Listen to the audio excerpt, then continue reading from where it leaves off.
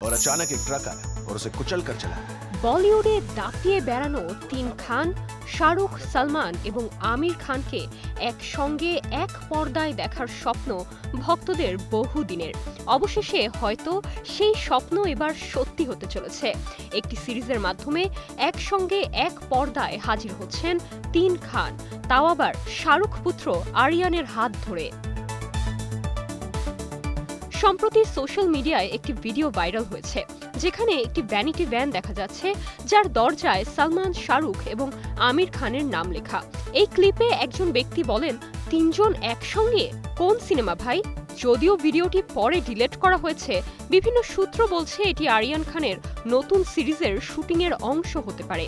আবার অনেকে মনে করছেন এটি হয়তো কোনো বিজ্ঞাপনের দৃশ্য।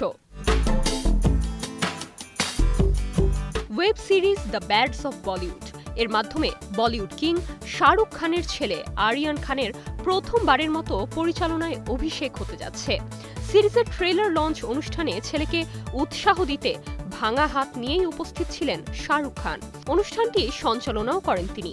এদিন নিজের আত্মবিশ্বাসী উপস্থাপনা দিয়ে সবাইকে চমকে দেন আরিয়ান। অনেকেই তাকে বাবার মতো ব্যক্তিত্ব সম্পন্ন বলে মন্তব্য করেন।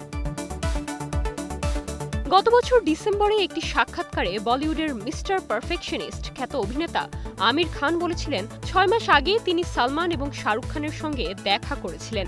তখন তাদের একসঙ্গে একই ছবিতে অভিনয় করা নিয়ে গুঞ্জন তৈরি হয়। এরপর থেকেই নানা জল্পনা কল্পনা বাসা বেঁধেছে ভক্তদের মনে। এ যেন এমন এক স্বপ্নের বাস্তবায়ন যার কোনো সম্ভাবনাই ছিল না।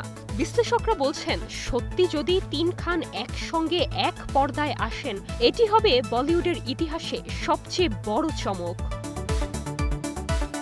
Nirjona Nusrat, star news.